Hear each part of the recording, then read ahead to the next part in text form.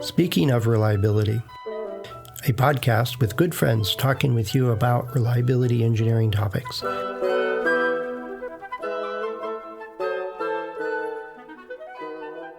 Welcome to Speaking of Reliability. This is Fred Schenkelberg. And this is Fred. No, you're Fred. This is Chris Jackson. More coffee, Chris. More coffee. Yeah. I think we're talking today. We're answering another question from one of our listeners, and that deals with this term called the failure rate. That's right. And so it was. So I'm not going to provide a name because it was like I'm a little embarrassed to get this, but I really am trying to figure out, I was kind of working through some data and did a Weibull regression and worked out the CDF numbers and worked out the reliability numbers over different time frame and how many failures they were expected to get and a bunch of other stuff. And he was trying to work out all these ones. And then he got the hazard rate and he goes, well, is that the same as the failure rate? And which failure rate? And I'm like, yeah, let's unravel this a little bit because I'm guilty of using hazard rate and failure rate interchangeably. And I don't think I know I'm not technically correct, but in all circumstances in that one, there's lots of stuff in reliability that, yeah, there's a difference, but I don't care. But that's just me. But so I thought I'd ask you, because you do these, and now we need the random hand of failure, bouncing balls and stuff like that. But let me see if I got this right. There's a hazard function. If you know the eta and beta for a Weibull distribution, you can create a cumulative distribution function and figure out probability of failures over time. Pretty straightforward. And if you one minus that function, you end up with a reliability function, and you can figure out what's the probability of success going over time for each moment in time. And I'm gonna do a senior moment here. There's a hazard function, CDF, PDF that looks like a histogram in ish kind of application, and it's useful for seeing how skewed the data is and all this other kinds of stuff. Is it bell shaped or not? The stuff like that. And then the fourth function, and I think there's some distributions that have like 7 or 8 functions, which get kind of crazy. But the fourth one that we're interested in today is the hazard function, which provides a function that when you plug in time, it gives you the instantaneous failure rate. I believe that's right, but I'm not sure because there's also like there's another type of hazard function, but it's different. That's right. I mean, the problem is that there is not broad, unambiguous agreement on what the definition of the failure rate is. I mean, some organizations look at the failure rate as a percentage of things that fail within warranty periods. They often use that as a very in-house term. You don't see that in too many textbooks, but the hazard rate and failure rates are interesting terms, and they can often be used interchangeably. So the failure rate is often simply seen as the rate at which failures occur. Well, that's cool. And the hazard rate has a slightly more specific definition, which is the rate at which failures occur of surviving based on surviving machines. So, for example, the hazard rate might be relatively high, even though you only have a small number of machines left. And I think the best example, or to explain the concept, is that of human beings. We understand that the older you get, the harder it is to survive each day. Your body becomes weaker and more susceptible to injuries and disease and everything else. And so if you think about the rate at which humans are dying, I mean, the hazard rate for people who are 100 years old plus is obviously a lot higher than people who are 20 years old, just because a 20-year-old has a much stronger, more resilient, more robust body. But then the failure rate, which is the rate at which failures are occurring, well, if you look at deaths on a daily basis, there aren't that many 100 plus people dying out of the total number of people who die on any given day. And the reason being is that precious few people actually live to be 100 years plus. So you've got this contrasting view where, yes, you'd expect that people who are very old to be more likely to die on any given day.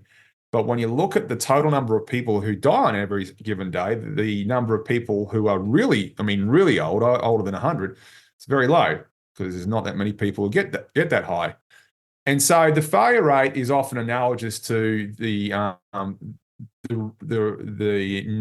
number of old people dying on a particular day, where the hazard rate is often analogous to if you had 100 really old people and you compare them to 100 really young people, you'd expect more of those 100 really old people to die compared to those 100 very young people.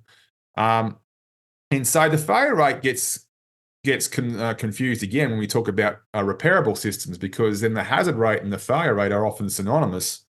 If you repair something, you're always immediately replacing with a similar piece of equipment or a similar bearing or gasket or what have you. Mm-hmm. So technically, the definition, as I understand it, for a hazard rate is the rate at which surviving things are failing.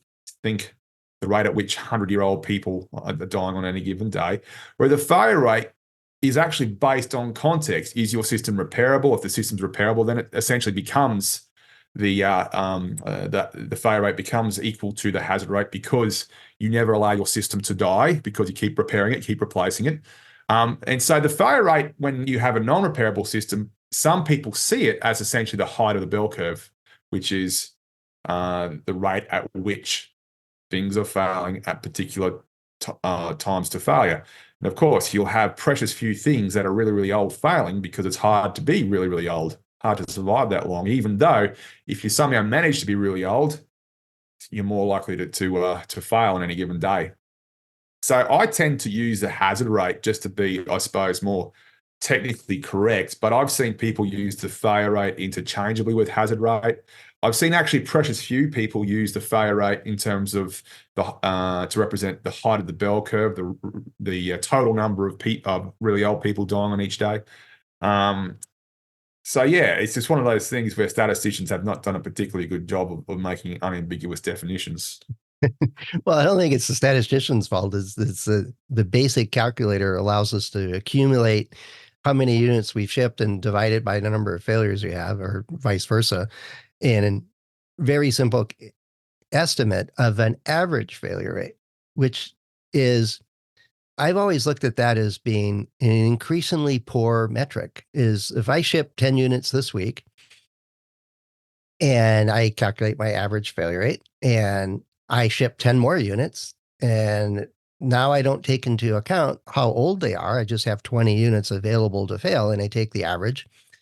I'm kind of masking some of the important information.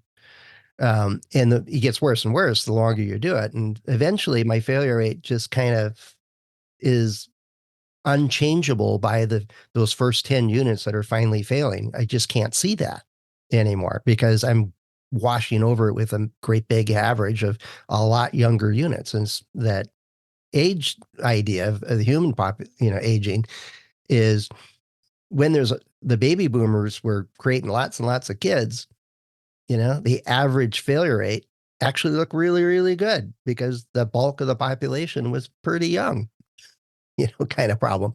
And I tried to explain that to a whole bunch of people, and they go, well, that's okay. We annualize it. Okay. That's really not helping. You're able to compare this to that, but you're not taking into account how old your units are. And and they say, well, we don't have a wear out problem. We just ship more units. And, okay. And the one that was the worst was had a 2-year warranty, and about 18 months, all of them failed. And so they would replace them all. And then when they do the grand average type stuff, they thought, oh, we're fine. They're doing 100% replacement, and they thought they were good. Right. Okay. So that's where and then I see people doing these average failure rates, and then they plot every month, they plot their average failure rate without taking into account the ages of these things and how many they're shipping and so on. And I showed one team is that metric will fluctuate more on how many units you ship than on how many are actually failing. And oh, you're right. What we see is seasonal difference in that. We ramp up for the holiday season, we ship a lot of units, and then our failure rates go really low. It's really great. We think we're gotten a great job, and then they all got unpackaged and put into service at Christmas, and then our failure rate goes through the roof, and we're not shipping anymore. Well, that's a basic problem with the metric, and it's not the math's fault. It's what you're trying to do. So if you actually take a look at the time to failures and plot a hazard function, you would have way more informative information on what's going on with your product. And they're like, oh, their eyes rolled back in their head. They didn't want to deal with statistics. Nice. Well, they do. They want the statistic that makes them feel good, which is the spring artificially low number, which is masquerading as a failure rate, but makes them feel good about themselves. So they like statistics as long as it just makes them feel good. There's that. Yeah. But the idea is that in one of the terms, and I know you've heard this before, oh, well, we're just going to assume it's a constant hazard rate, or it is a constant hazard rate, or it's in the flat part of the curve. The flat part of the curve. Mythical beast that it is. But that's often the only time I hear some companies, some clients I've worked with talk about hazard functions or hazard rate. We say, well, it's constant. Have you plotted the hazard function? Oh, no. We just do the average failure rate. And that proves that it's only a single number, so it's constant. I'm like, okay, you need to listen to yourself a little closer. Yeah. I mean, I could do the same thing with engines of cars. I could find a single number that represents, on average, how long each one of those lasts before they fail. That doesn't mean you should never change the oil. Yeah. Yeah. No, it's so that part of, I think the question was genuine. And there are, like you said, hazard rate and failure rate are related. They're not exactly the same thing in all circumstances. Yet what I find is that when you start doing an average failure rate or over this time period failure rate or a rolling average failure rate or an annualized failure rate, be very careful about the sensitivity to the number of units in service and how old they are and what are you trying to track or monitor? What are you looking for? I think we say it all the time, don't we, Chris? Is why are you bothering with this number? What's the decision you're working on? And I find so many metrics that we tally up and we put on a spreadsheet someplace or on a board or on a PowerPoint slide, and we track it over time. And it's like, why are you tracking that? We're looking for problems. Has this chart ever revealed an issue that you had to go do something with? And is it sensitive to this? Is it sensitive to that? Is it sensitive to, do you find that when you don't have your call center in operation over the weekend, that on Monday you have more calls? Oh, how'd you know? It's like, well, take a look at, what you're trying to do and do a quick hypothetical. If the failure rate jumped 10%, how long before you would even detect it? And is there a better way? And so that's a whole different discussion, getting into metrics and what do you track and don't track and for what's good for different reasons. Hey, that might actually be a good project. So what are you doing later today, Chris? You want to write a paper? Always, as you know, but there's that's not true. That's a shambolic lie. But yeah, again, it comes back to the decision you're trying to inform. And look, if people, people want sometimes to have the visage, they're taking it seriously. So they get people like you and bring you in and say, hey, well, looks like most of your things or 100% of your things are failing in the warranty period, but they're not going to show this. And even if they understand it, they go, but the number we have been worshipping for 10 years is arbitrarily good. Then you understand that people, their default position is to not change, not do anything. That's not uncommon. Yep. But if you're not comfortable being uncomfortable, then you're not going to be doing too many profound things in the world of reliability. Or even minor things to continuously make improvement. I think one of my favorite quotes, and it's a really good client. We had a lot of and made a lot of progress in improving their system's reliability through the project. Yet early on, they were using MTBF for their system. And granted, it was a very complex device that did just miraculous type stuff. And they used, I don't remember the exact numbers, but let's say it was 100-hour MTBF, just to put a number on it. And I said, you know that what that really means is that you should expect 2/3 of your system. If everything is true and that number is, a constant failure rate and everything else, I can translate that to reliability. And that means that 2/3 of your units are going to fail, within so many 30 hours or something like that, or whatever the numbers were. And they go, well, your actual reliability is somewhere around 30% for that time period that you're interested in. And they said, well, that doesn't sound very good. Let's use MTBF. That sounds better. It's just proving your point. Yeah, they wanted one that made them feel good. Yeah. Not informing what they were doing. But they moved off of that. They moved into actually tracking time to failure distributions. They had all kinds of great data. They just needed a little help revealing it and figuring out what to do with it. So it ended up being a good story. But yeah, the first one was, well, that doesn't sound good. Well, No, that's what you're doing. and yeah, I mean, you get convinced. It's almost like a religion sometimes. It's very hard for you to challenge the belief systems that you have, especially if if your company's not bankrupt per se. I mean, it's making a profit. Then, but we've used MTBF forever. That's cool. Yeah. No, there's hope. There are bright spots out there that people are asking questions. What is the difference of these two terms? And and good question. It is a good question. And it's really the first start is you got to recognize that, oh, wait a second, let me dig into this a little deeper. What's under the surface here?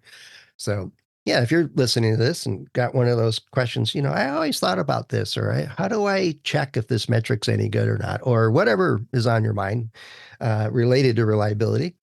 I don't know. I haven't talked to Kirk in a while. If he probably has a broken blender. So if you've got a problem with a blender, we'll get Kirk to talk about that because they go through a lot of them.